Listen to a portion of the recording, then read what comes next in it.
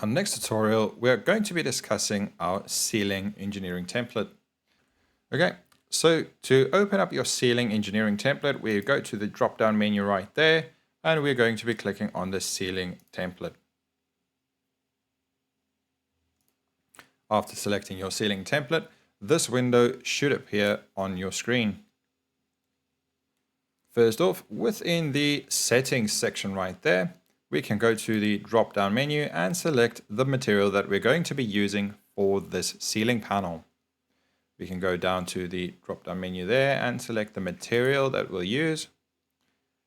Next up is the joist spacing. If we have a look on our design itself, we can go and zoom in there and we can select on the studs.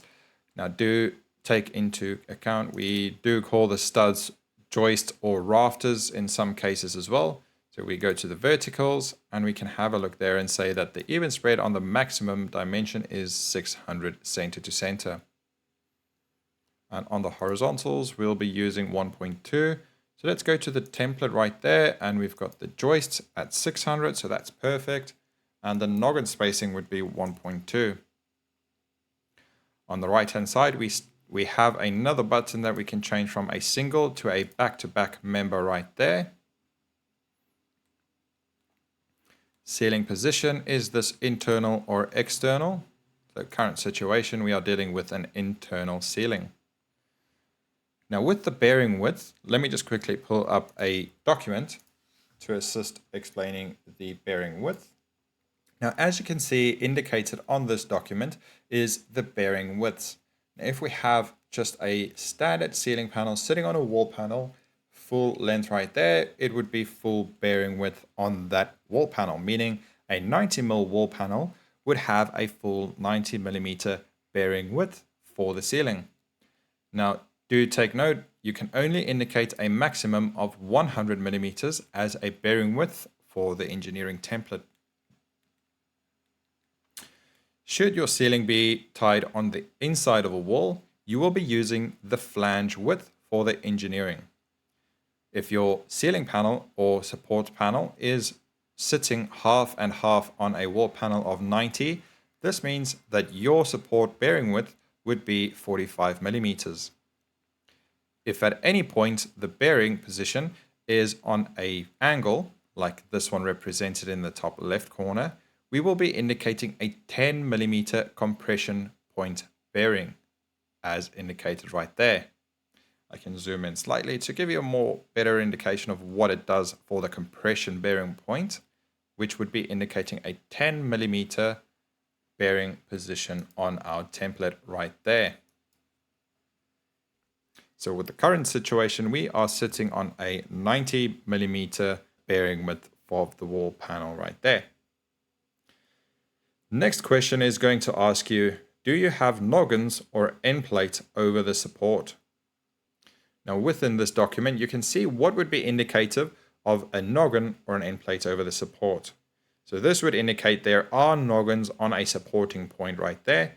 If you have a look at my ceiling, we don't have any supports or anything of that sort sitting on my ceiling that would need a support at this moment. We will get into that a little bit later more in detail. But in the current situation, we do not have anything of sorts that it needs to have it. But on the end plates, we do have those bearing on there as well. So we can check yes on that box right there. The next one is going to ask you, do you want to apply the man load? Man load is going to indicate a man load needs to be applied when roof space over the ceiling is accessible, example through a hatch, and the height of the roof space exceeds 1.2 meters. Now in whatever case you might have, you can click yes or no to indicate that you have a man load applied on this structure. I'm just going to leave it all for now and we can have a look at that later as well. The next one is going to ask you, do you have a support frame on the ceiling? It is going to ask you, where is it placed? Distance from the left, or is it a percentage from the left that you want to indicate? So what we'll have a look at right now is the support placed on the ceiling panel itself. If you have a look, it is being spanned the short way in this case. So from that wall to that wall, would be my ceiling span. If you have a support panel sitting on top of this, it's going to be reading from left to right type of format. So in this case, my ceiling is currently spanning 4 meters all the way through. And my support panel is sitting 50% of the span in the center right there. So you can say 2 meters or 50% in this case. It's not really going to make a difference in that case. So we can say distance from left, you can say 2 meters, or you can say percentage of the span from the left would be 50% right there. On the right hand side, we've got the roof loaded width, meaning the shared load width on this support panel would be the load. Let's go and unhide my roof planes. Now the roof loaded width that is shared on top of that support that's being supported by that ceiling plane is going to be the span from that point to that point right there. Meaning that this is a shared load of 2 meters. So it's going to be 1 meter this side and 1 meter this side, meaning 2 meters overall. So if we have a look at the support itself, it's going to be 2 meters to that, 2 meters to that side, and the shared load of 1 meters and 1 meters makes it as a 2 meter share load width. Let's get back to the template right there. We're going to be using the roof load width right there as a 2 meter share load width. In the top output block right there, we need to insert the span of the ceiling panel that we are trying to achieve. So we are trying to achieve a 4 meter span. So if we go to the ceiling designer, we can see it's spanning 4 meters all the way through.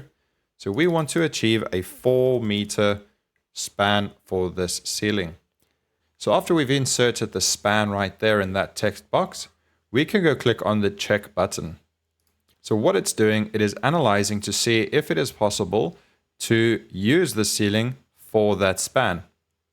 Currently, it's giving me a failure rate, meaning that it is using 228% of the 100% available capacity in this case.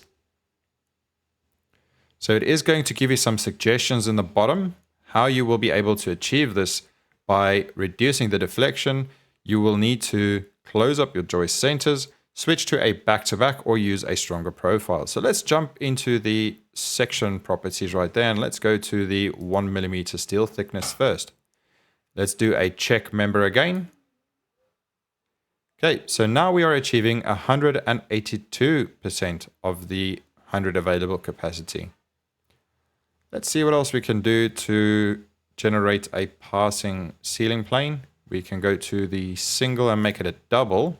I think this should probably work. There we go.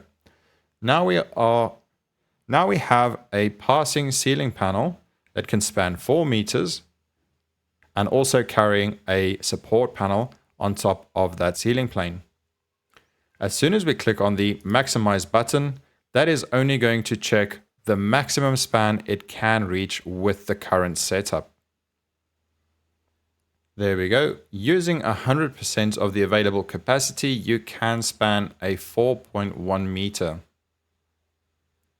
Okay, so we just want the report for 4 meters.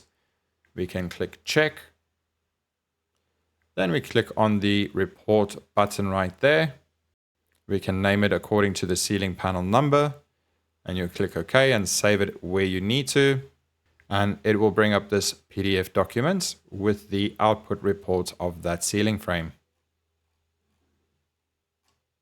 Now, with the last few buttons, what we have the ability to do is we can also add some supports in there.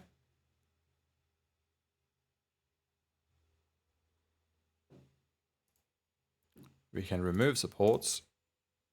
So just to add additional support members onto the ceiling to carry that additional load, or to calculate that additional load onto that frame should you need to.